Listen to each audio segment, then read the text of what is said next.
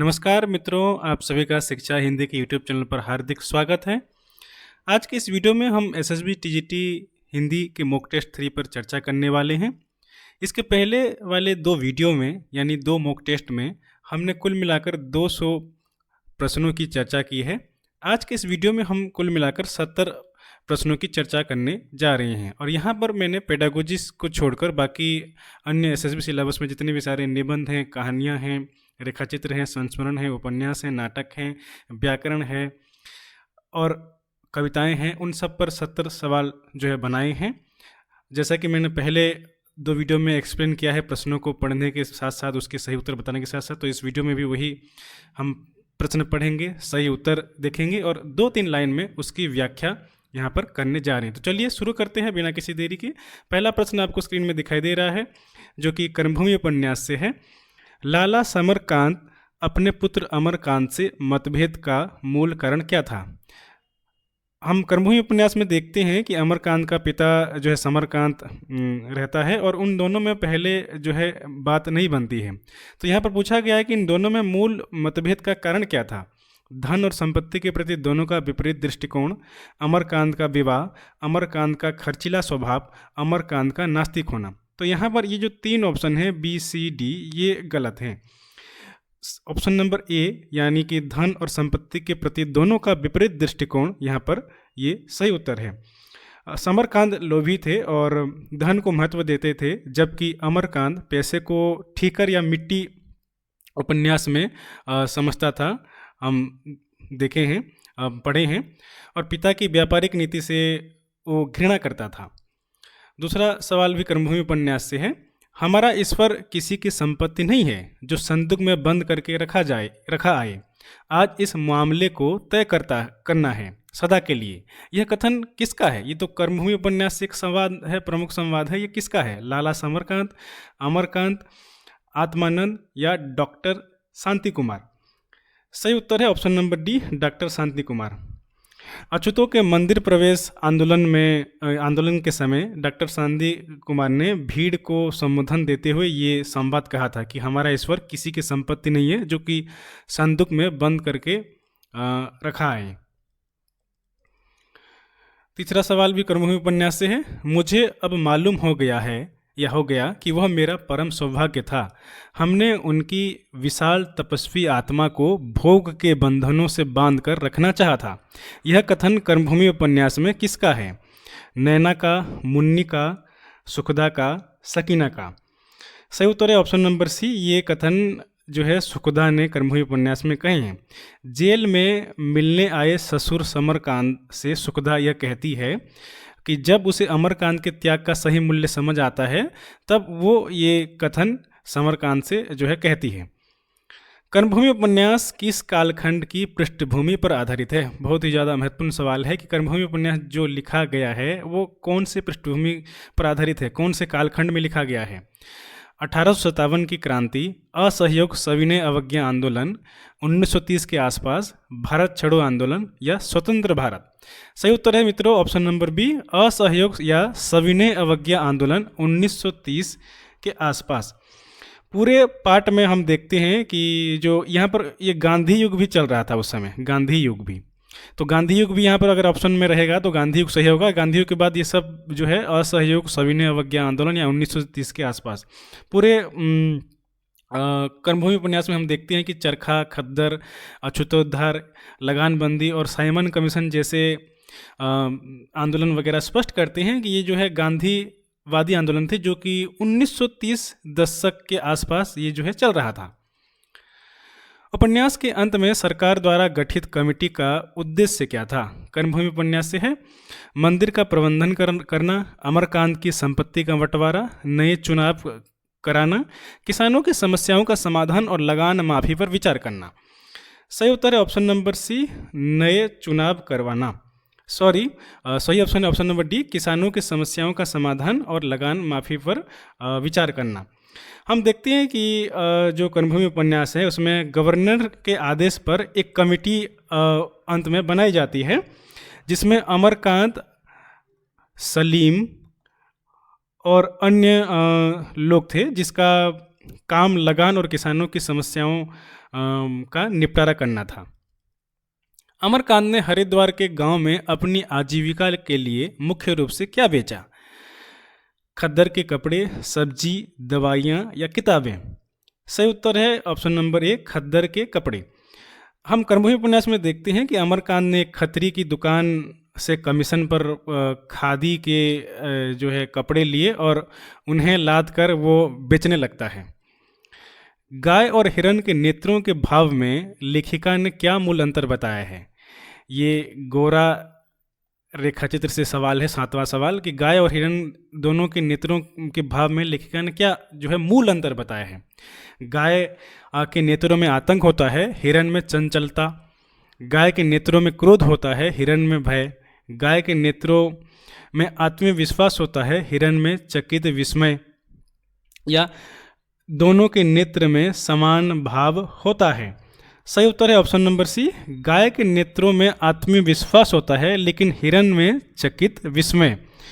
लेखिका ने जो है गौरा रेखाचित्र में लिखा है कि गाय के नेत्रों में हिरण के नेत्रों जैसा विस्मय न होकर आत्मविश्वास रहता है। बचपन की पहली मुलाकात में लेखक की मौसी ने रजिया को क्या खाने को दिया?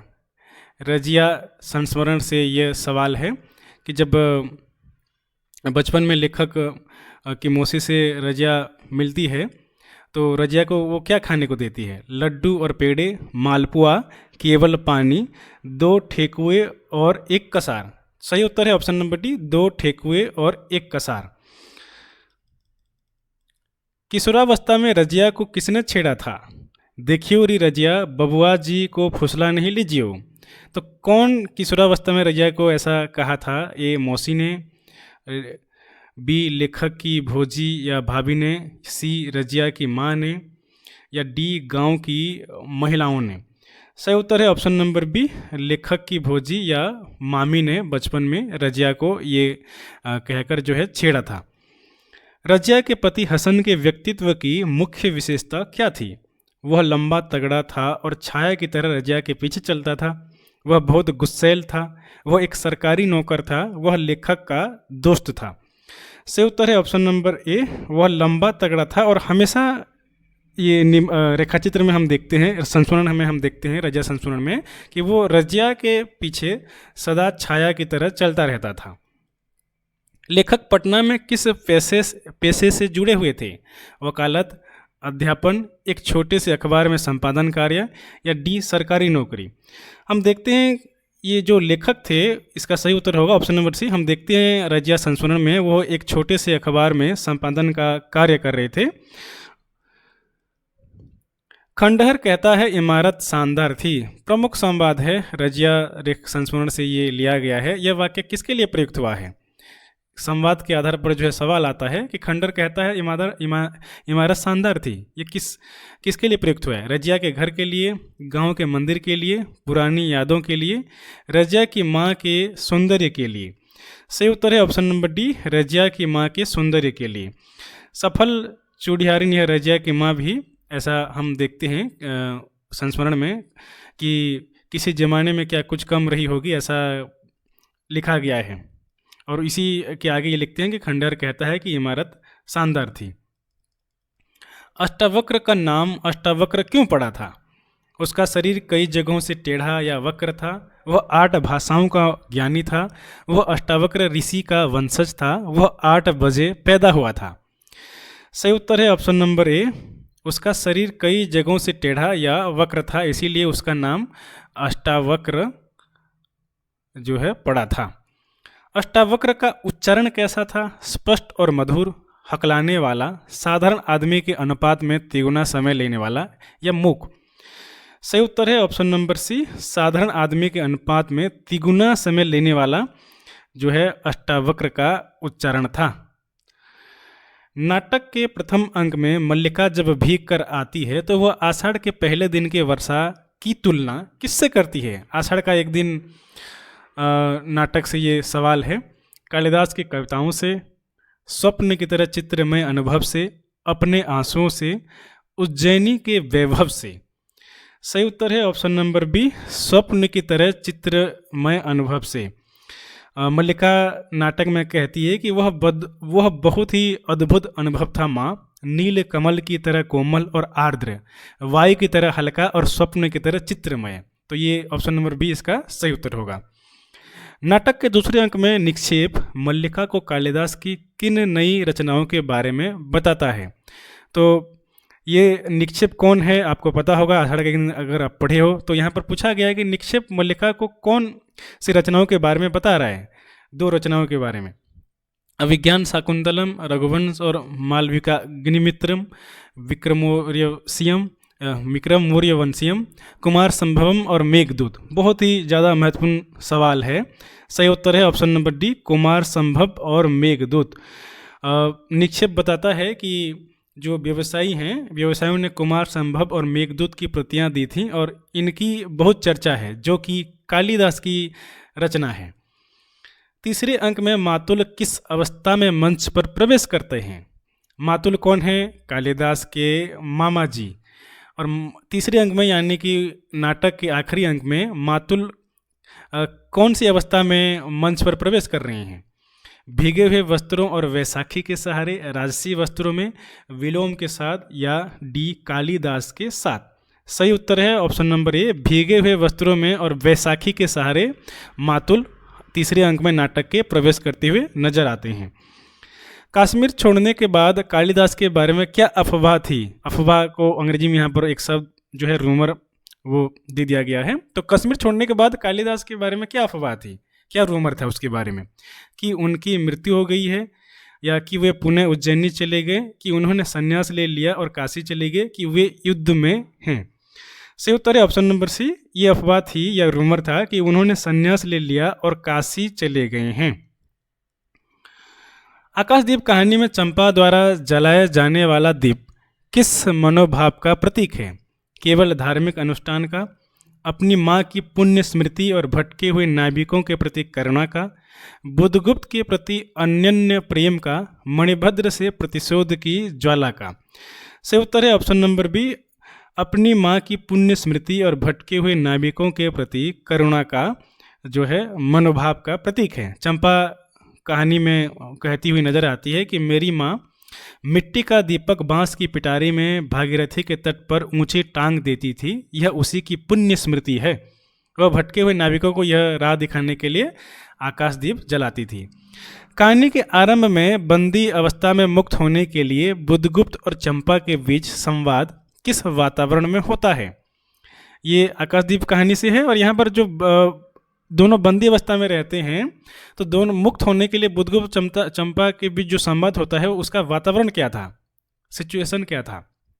शांत समुद्र और चांदनी रात में, द्वीप के किनारे सूर्योदय के समय, मणिभद्र के कारागार में, भीषण आंधी और उद्वेलित समुद्र के बीच। सही उत्तर है ऑप्शन नंबर टी, भीषण आंधी और उद्वेलित समुद्र के बीच ये जो है संवाद या वातावरण, ऐसे वातावरण में उनका संवाद होता है। बुद्धगुप्त के चरित्र परिवर्तन या दस्यु से महानाविक या शासक बनने का मूल कारण क्या था? बुद्धगुप्त, ये भी जो है उस कहानी से है। ए चंपा का पवित्र प्रेम और सानिध्य, बी मणिभद्र का भय, सी धन कमाने की लालसा, डी भारत लौटने की इच्छा। सही उत्तर है ऑप्शन नंबर ए, चंपा का पवित्र प्रेम और सानिध्य। बुद्धगुप्त स्वयं स्वीकार करता है कि मेरा पत्थर सा हृदय एक दिन सहसा तुम्हारे स्पर्श से चंद्रकांत मणि की तरह द्रवित हुआ। चंपा के प्रेम ने उसे दस्यु वृत्ति छोड़ने पर विवश किया है। तो ये इसका सही उत्तर होगा। मुन्नी द्वारा खेती छोड़कर मजदूरी करने का सुझाव क्या दर्शाता है? मुन्नी का आलसी स्वभाव, हल्कू का अपमान करना, कृषि व्यवस्था से मोहभंग और शोषण की पीड़ा, गांव छोड़कर शहर जाने की इच्छा। सही उत्तर है ऑप्शन नंबर सी, कृषि व्यवस्था से मोहभंग और शोषण की पीड़ा। पूस की रात कहानी से ये सवाल है, जिसके लेखक मुंशी प्रेमचंद जी हैं।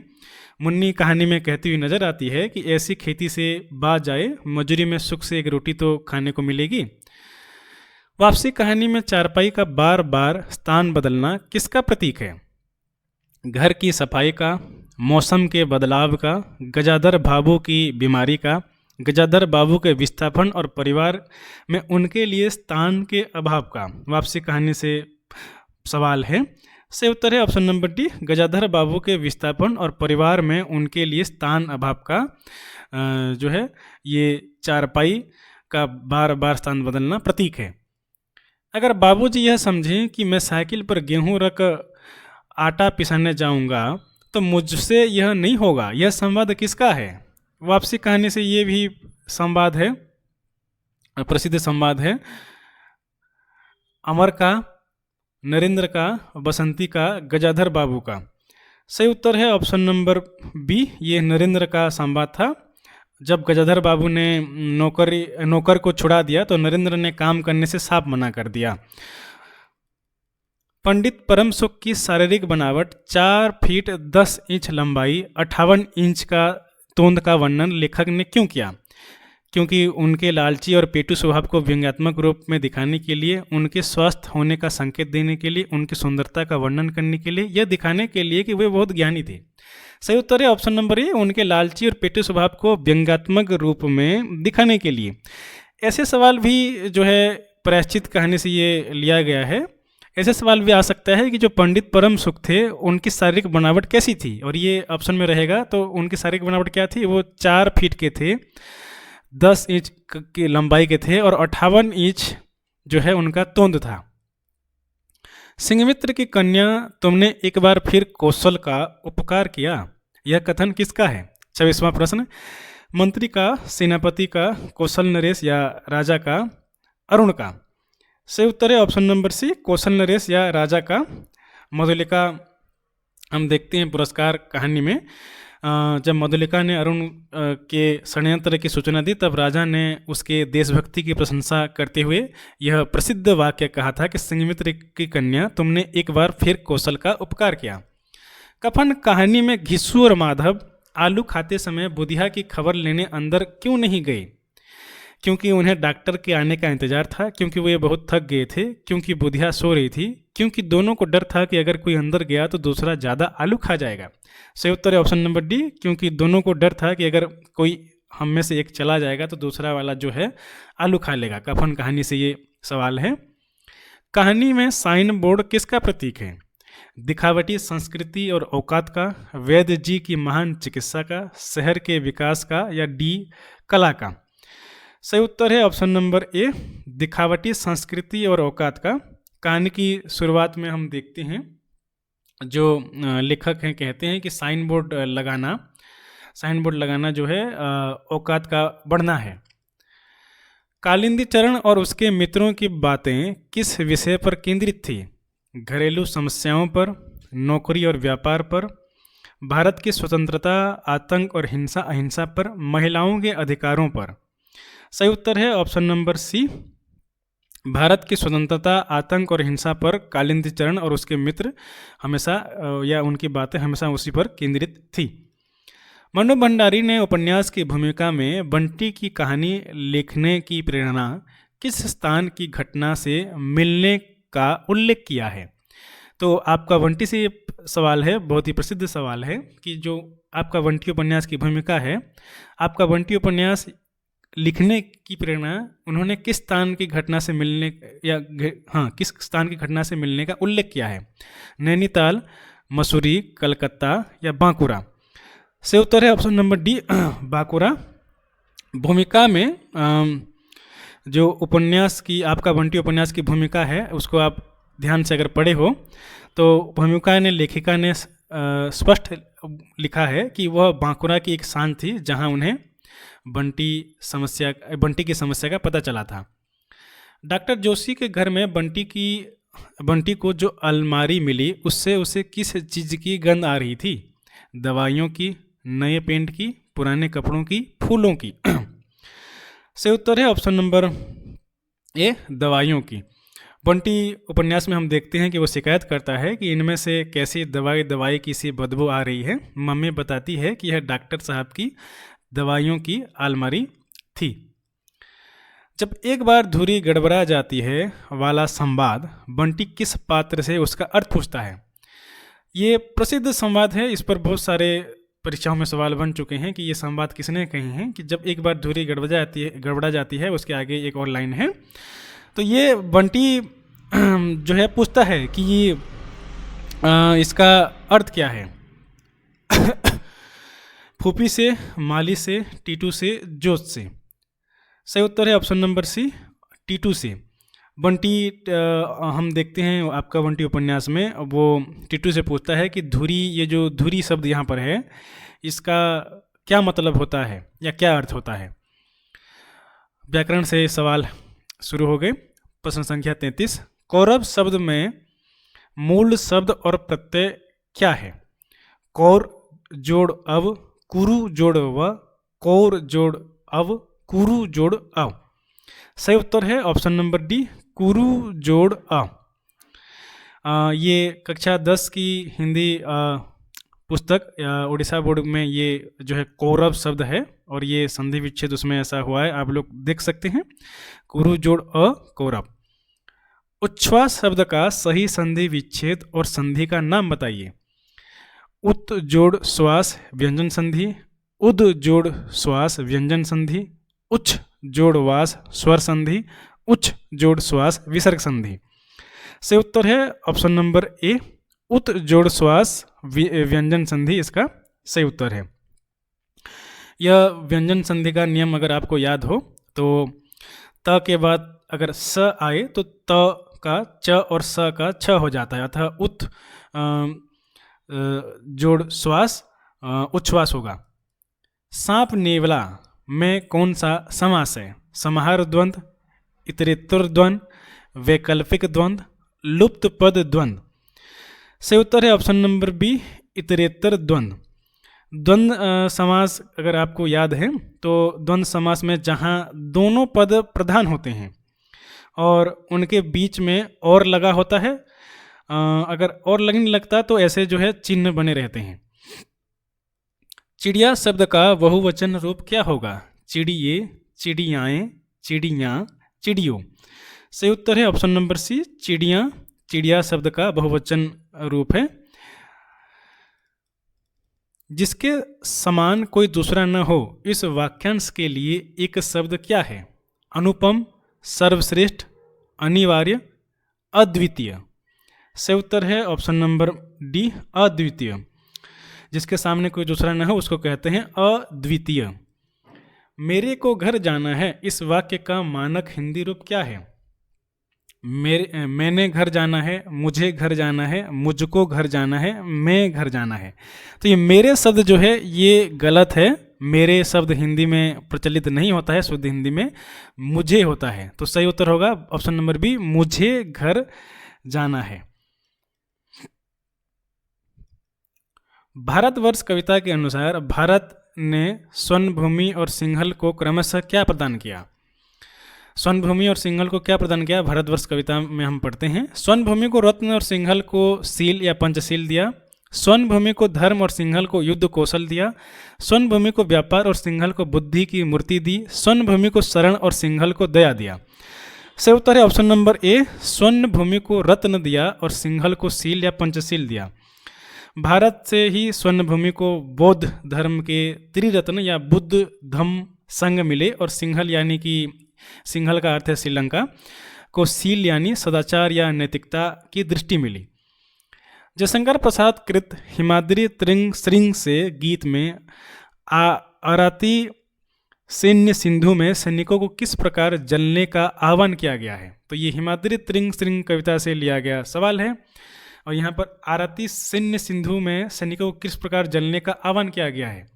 दावानल की तरह, सूर्य के ताप की तरह, वड़वानल की तरह, क्रोध की ज्वाला की तरह। सही उत्तर है ऑप्शन नंबर सी, बड़वानल की तरह।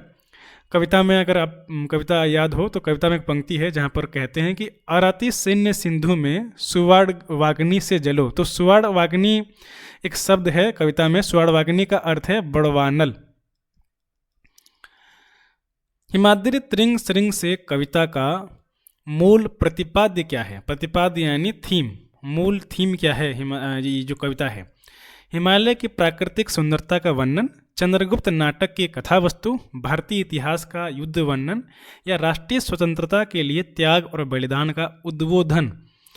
सही उत्तर है ऑप्शन नंबर डी, राष्ट्रीय स्वतंत्रता के लिए त्याग और बलिदान का उद्बोधन ही हेमाद्रि त्रिंग श्रृंग कविता का मूल प्रतिपाद्य है। यशोधरा काव्य में मंगलाचरण में कवि ने भगवान से भुक्ति मुक्ति के स्थान पर क्या मांगा? यशोधरा काव्य से सवाल है, उसके मंगलाचरण में कवि ने भुक्ति युक्ति के स्थान पर क्या मांगा है? केवल भक्ति, अपार धन और यश, ज्ञान और वैराग्य, कविता करने की शक्ति। सही उत्तर है ऑप्शन नंबर ए, केवल भक्ति। मंगलाचरण में कवि भगवान राम को संबोधित करते हुए कहते हैं कि भुक्ति मुक्ति मांगे क्या तुमसे, हमें भक्ति दो, हमें केवल भक्ति दो। तो इसका उत्तर ऑप्शन नंबर ए सही होगा। यशोधरा अपनी सखी से कहती है, यदि वे मुझसे कह कर जाते तो वह क्या करती? यशोधरा काव्य से फिर से एक सवाल है। उन्हें जाने से रोक देती, उन्हें स्वयं सुसज्जित करके विदा करती, उनके साथ वन जाती, राजमहल में अनशन करती। सही उत्तर है ऑप्शन नंबर बी, उन्हें स्वयं सुसज्जित करके विदा करती। यशोधरा हमेशा कहती रहती है कि स्वयं सुसज्जित करके क्षण में प्रीतम को हम ही भेज देती रण में। यदि वे मुझे बता कर जाते तो मैं खुद उनको सुसज्जित करके सजा के जो है विदा कर देती। बुद्ध के लौटने पर राहुल उनसे पैतृक दाय या विरासत में क्या मांगता है? राहुल क्या मांगता है बुद्ध से? कपिल वस्तु का राज्य, पिता का भिक्षा पात्र, वन में जाने की आज्ञा या धर्म और शील, जिसको कि बुद्धम शरणम गच्छामि भी कहा जाएगा। सही उत्तर है ऑप्शन नंबर डी, जो राहुल है अपने पिताजी यानी कि बुद्ध से बुद्धम शरणम गच्छामि या धर्म और शील जो है मांगता है। राहुल कविता में कहते हुए नजर आता है कि तात पैतृक दाय दो, निज शील सिखलाओ मुझे, मृत्यु से तुम अमृत में है पूज्य पहुँचाओ मुझे। तो वह आध्यात्मिक विरासत मांगता है, यानी कि जो अपने पिता को मिली है। यशोधरा काव्य में चातक पक्षी किसका प्रतीक बनकर आता है? यशोधरा की एकनिष्ठ प्रतीक्षा और रट का, वर्षा ऋतु का संदेशवाहक, राहुल के बालहट का, बुद्ध के उपदेश का। से उत्तर है ऑप्शन नंबर ए, यशोधरा की एकनिष्ठ प्रतीक्षा और रट का। जो चातक पक्षी है वो इसी चीज का प्रतीक बनकर आता है। भीम ने द्रोण सुत के शीश की मणि निकालकर द्रौपदी के हाथों में रखी तो वह मणि उसे कैसी लगी? अत्यंत मूल्यवान हीरे जैसी, विजय के उपहार जैसी, 5 नन्हे बालकों के मूल्य सी, व्यर्थ के पत्थर जैसी। सही उत्तर है ऑप्शन नंबर सी, 5 नन्हे बालकों के मूल्य सी वो लगी। विजय कराल नागिनी से डसती है मुझे, यह कथन किसका है? कुरुक्षेत्र से ये प्रसिद्ध जो है कथन है कि विजय कराल नागिनी से डसती है मुझे। तो किसने ऐसा कहा है? दुर्योधन का, युधिष्ठिर का, अर्जुन का, धृतराष्ट्र का। सही उत्तर है ऑप्शन नंबर बी, युधिष्ठिर का। युधिष्ठिर भीष्म से कहते हैं कि ये जो रक्तिम विजय मुझे सुख नहीं देती, बल्कि एक भयंकर कराल नागिनी की तरह वह मुझे डसती रहती है। मुख्य है कर्ता हृदय की भावना, मुख्य है यह भाव जीवन युद्ध में। यह सिद्धांत किसने दिया था? कुरुक्षेत्र से फिर से एक सवाल है। भीष्म ने, व्यास ने, युधिष्ठिर ने, भगवान कृष्ण ने। सही उत्तर है ऑप्शन नंबर डी, भगवान कृष्ण ने यह सिद्धांत दिया था कि मुख्य है कर्ता हृदय की भावना, मुख्य है यह भाव जीवन युद्ध में। निबंध आशीर्वाद, यहाँ पर जो शिव शंभू के चिट्ठे है, ये आशीर्वाद गलत टाइपिंग हुआ है। निबंध शिव शंभू के चिट्ठे में उल्लिखित लाला यशवंत राय का संबंध किस समाचार पत्र से बताया गया है? पंजाबी, केसरी, भारत मित्र या मराठा? सही उत्तर है ऑप्शन नंबर ए, पंजाबी। इस निबंध में लिखा गया है कि पंजाबी के स्वामी और संपादक को जेल के लिए दुख न करना चाहिए। क्रोध निबंध से सवाल है जिसके लेखक शुक्ल जी हैं। वैर क्रोध का आचार या मुरब्बा है, प्रसिद्ध कथन है। शुक्ल जी इस कथन का सही अर्थ क्या है? कि वैर स्वादिष्ट होता है, वैर और क्रोध दो अलग अलग मन विकार हैं जिनका कोई संबंध नहीं। क्रोध का संरक्षण ही वैर है, वैर क्रोध से कम हानिकारक है। तो बहुत ही जो है समझने समझाने वाला ये सवाल है। निबंध को अगर आप अच्छे से समझें तभी जाकर इसका जो है हल कर पाएंगे। और इसका सही उत्तर जो होगा ऑप्शन नंबर सी, क्रोध का संरक्षण ही वैर है।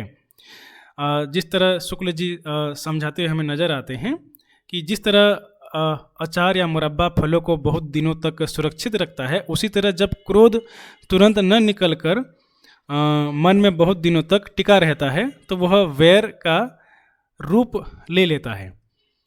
सामाजिक जीवन में क्रोध की आवश्यकता क्यों बताई गई है? क्रोध निबंध से सवाल है।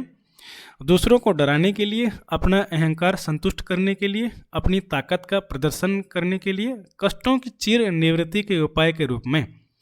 सही उत्तर है ऑप्शन नंबर डी, कष्टों की चिर निवृत्ति के उपाय के रूप में।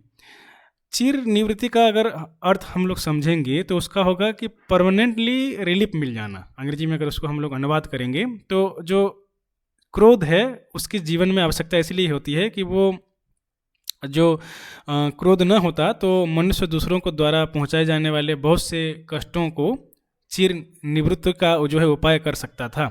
इसीलिए बहुत ही ज़रूरी है चिर निवृत्ति के उपाय के रूप में कष्टों को रखा जाए।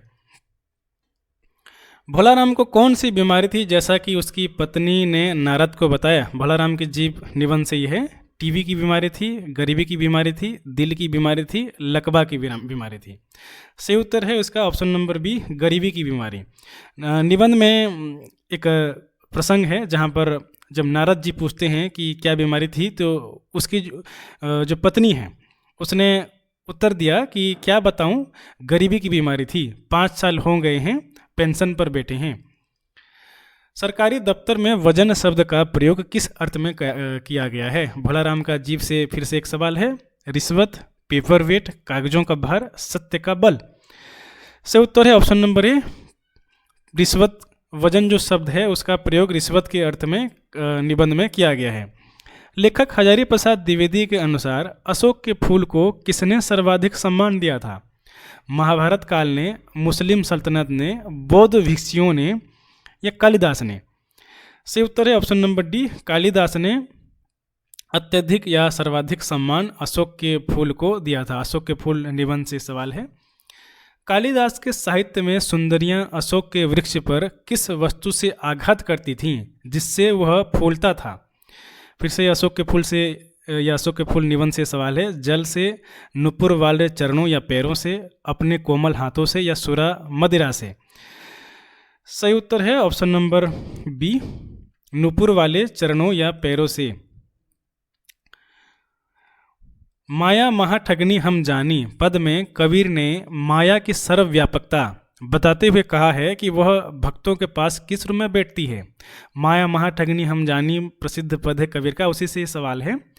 तो उसकी सर्वव्यापकता है, माया की बनी हुई है हर जगह, तो भक्तों के पास वह किस रूप में बैठ के रहती है? मूर्ति बनकर, भवानी बनकर, जोगिन बनकर, भक्तिन बनकर? सही उत्तर है ऑप्शन नंबर डी, भक्तिन बनकर। हम पढ़ते हैं कि जैसे कबीर लिखे हैं कि माया अलग अलग लोगों के पास अलग अलग रूप धर कर आती है। और पद को अगर ध्यान से अगर आप पढ़े हैं और याद हो तो वहाँ पर लिखा है कि पंडा के मूरत या मूर्ति, जोगी के जोगिन या भक्तन के भक्तिन। तो यहाँ पर भक्तों से सवाल अगर है तो इसका उत्तर भक्तिन होगा। अगर जोगी यहाँ पर होता तो जोगिन उसका उत्तर होता। निर्गुण कौन देश को वासी पद में गोपियों ने निर्गुण ब्रह्म के जनक, जननी, नारी आदि के बारे में पूछकर अंततः क्या सिद्ध किया? निर्गुण कौन देश के वासी सूरदास ने लिखा है भ्रमर गीत में। और भ्रमर गीत में सूरदास सगुण और निर्गुण का जो है उसका दर्शन प्रस्तुत कर रहे हैं और सगुण के माध्यम से निर्गुण के ऊपर एक हिसाब से प्रहार करते हुए या व्यंग करते हुए इसमें नजर आते हैं इस पद में। तो यहाँ पर जो पूछा गया कि निर्गुण के ब्रह्म के जनक, जननी आदि के बारे में वो पूछती हैं तो क्या इससे सिद्ध होता है कि उद्धव को निरुत्तर कर दिया, निर्गुण ब्रह्म का विस्तृत परिचय प्राप्त किया, निर्गुण और सगुण का भेद मिटा दिया, उद्धव को अपना गुरु मान लिया। सही उत्तर होगा इसका ऑप्शन नंबर ए, उद्धव को निरुत्तर या मौन कर दिया। तो ये जो सवाल पूछती हैं सूरदास की गोपियाँ, इससे उद्धव जी भ्रमर गीत कविता में हम देखते हैं या पद में हम देखते हैं कि वो निरुत्तर या मौन हो जाते हैं।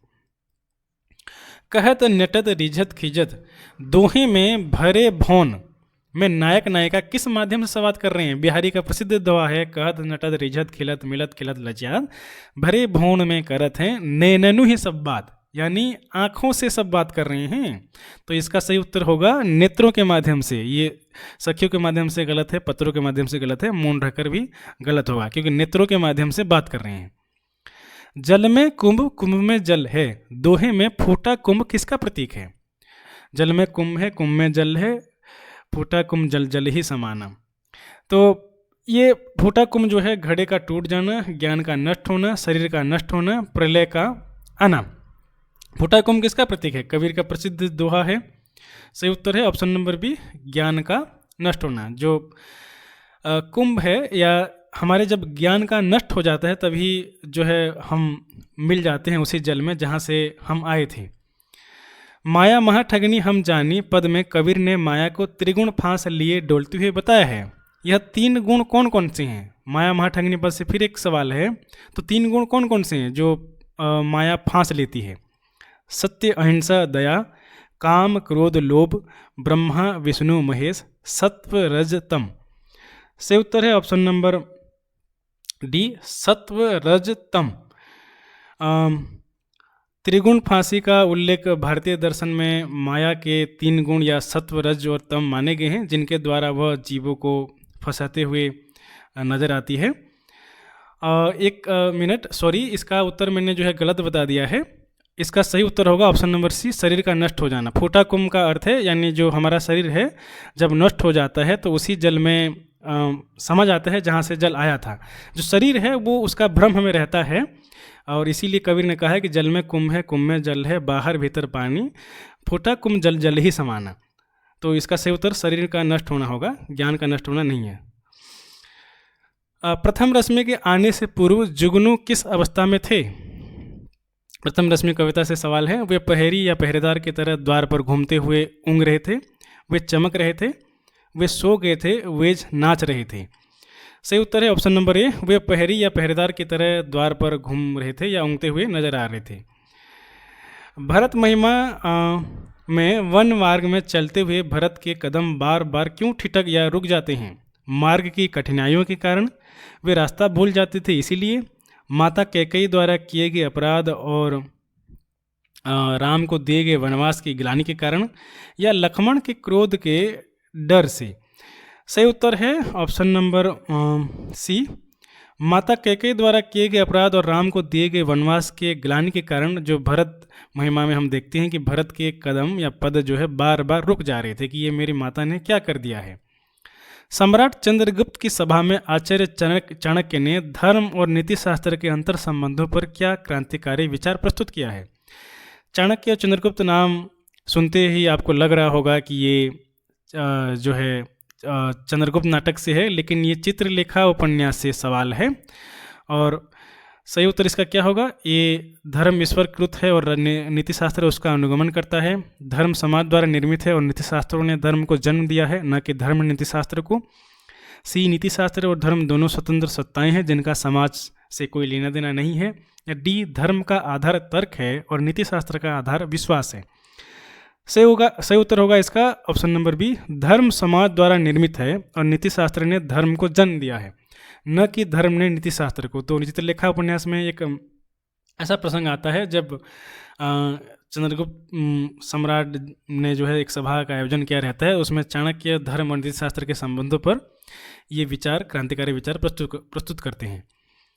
श्वेतांग और विशाल देव के अंतिम निष्कर्षों में क्या अंतर था? चित्रलेखा उपन्यास से है, तो दोनों के अंतिम निष्कर्षों में क्या अंतर था? श्वेतांग और विशाल देव क्या कहते हैं एक वर्ष सीखने के बाद, एक वर्ष जो है खोजने के बाद कि पाप क्या है, पुण्य क्या है? श्वेतांग ने बीजगुप्त को पापी माना, विशाल देव ने कुमारगिरी को। दोनों ने माना कि बीजगुप्त पापी है, दोनों ने माना कि कुमारगिरी पापी है। या ऑप्शन नंबर डी, श्वेतांग ने कुमारगिरी को पापी और बीजगुप्त को देवता माना, विशाल देव ने कुमारगिरी को जितेंद्रिय और बीजगुप्त को पापी माना। तो इसका सही उत्तर है ऑप्शन नंबर डी। श्वेतांग अंत में कहते हुए नजर आता है कि बीजगुप्त देवता है और कुमारगिरी पशु या पापी है, और विशाल देव कहता है अंतिम में कि कुमारगिरी अजित है और बीजगुप्त वासना का दास या पापी है। तो अंतिम में रत्नांबर जो कि उनके गुरु थे वो समझाते हैं कि पाप जो है देखने या दृष्टिकोण की विषमता का नाम है, असल में पाप और पुण्य कुछ है ही नहीं। नाटक के आरंभ में सिंगरण चाणक्य से क्या कहता है कि वह क्या लिखने की चेष्टा कर रहा है। ये चंद्रगुप्त नाटक से सवाल है। तो नाटक के आरंभ में हम देखते हैं सिंगरण और चाणक्य का संवाद चलता है। तो सिंगरण क्या कहते हैं चाणक्य से, आर्यवत का भविष्य लिखने के लिए कुचक्र और पत्राणा की लेखनी, प्रेम पत्र, यवनों के साथ संधि पत्र, मगध का इतिहास। सही उत्तर है ऑप्शन नंबर ए।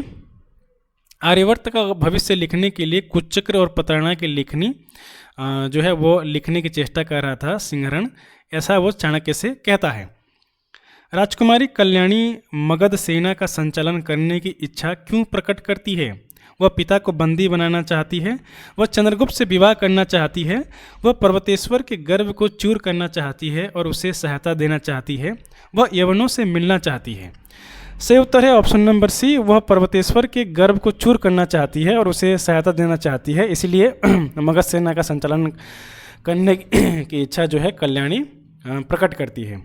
कल्याणी अपने पिता से कहती हुई नजर आती है कि मैं पर्वतेश्वर के गर्व की परीक्षा लूंगी, अब पराजित पर्वतेश्वर को सहायता देकर उसे नीचा दिखाऊंगी।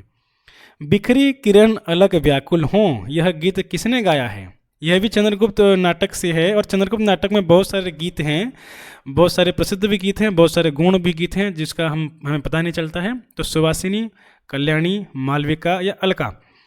सही उत्तर है ऑप्शन नंबर डी, अलका ने यह गीत गाया था, बिखरी किरण अलग व्याकुल हों। और प्रश्न संख्या 68, अरुण ने मधुलिका के माध्यम से दुर्ग के पास वाली भूमि क्यों मांगी। खेती करने के लिए, मधुलिका की मदद करने के लिए, श्रावस्ती दुर्ग पर आक्रमण करने हेतु सैनिक को छिपाने के लिए, राजा को खुश करने के लिए। सही उत्तर है ऑप्शन नंबर सी, श्रावस्ती दुर्ग पर आक्रमण करने हेतु सैनिकों को छिपाने के लिए। वह भूमि दुर्ग के दक्षिणी नाले के समीप थी और सैनिकों के लिए वह बहुत ज़्यादा महत्व रखती थी, तो अरुण वहाँ अपने सैनिकों को छिपाना चाह रहा था, इसलिए उसने मधुलिका से ये भूमि मांगी थी। क्वेश्चन नंबर 69, रामचरितमानस के अनुसार वनवास जाते समय सीता जी ने गंगा जी से क्या मनोरथ मांगा। जो है भरत महिमा से ये सवाल है कि रावण का वध शीघ्र हो, कि वे पति और देवर सहित पुनः अयोध्या लौट सकें, कि उन्हें वह वन में कोई कष्ट न हो, कि भरत राजा बन जाएं। सही उत्तर होगा ऑप्शन नंबर बी, कि वे पति और देवर सहित पुनः अयोध्या लौट सकें। 17वां और आखिर हमारे वीडियो का आखिरवां सवाल, कविता में पाँव का दिल चीर देने वाला कांटा क्या सीख देता है। ये पद की पहचान कविता से सवाल है, और ये जो पाँव चीर देने वाला कांटा हमें क्या सीख दे रहा है कविता में, कि अब यात्रा रोक देनी चाहिए, कि आँख में स्वर्ग हो लेकिन पाँव पृथ्वी पर टिके हों, कि कांटों से बचकर चलना चाहिए, कि स्वप्न देखना छोड़ देना चाहिए। सही उत्तर है ऑप्शन नंबर बी, कि आँख में स्वर्ग हो लेकिन पाँव पृथ्वी पर टिके रहें। ऐसा पद की पहचान कविता में कवि जो है सीख देते हैं। तो ये था एसएसबी टीजीटी सिलेबस के आधार पर कुल मिलाकर 70 प्रश्न, जिसमें हमने पेडागोजी और के ऊपर जो है आलोचना नहीं की, बाकी कहानी, कविता, उपन्यास, नाटक, निबंध, रेखाचित्र, संस्मरण के ऊपर हमने चर्चा की। व्याकरण से भी सवाल थे। अगर ये वीडियो अगर आपको अच्छा लगा है तो वीडियो को लाइक ज़रूर करें, और अगर आप मॉक टेस्ट देना चाहते हैं तो हमारे टेलीग्राम चैनल में जुड़ जाएं। टेलीग्राम चैनल में मॉक टेस्ट का लिंक जो है आता है, वहाँ पर आप उसको करके, उसको टच करके जो है मॉक टेस्ट दे सकते हैं। उसमें अपना नाम, सही ईमेल एड्रेस और पता डालकर। मिलते हैं अगली वीडियो में, बने रहिए। धन्यवाद। जय हिंद।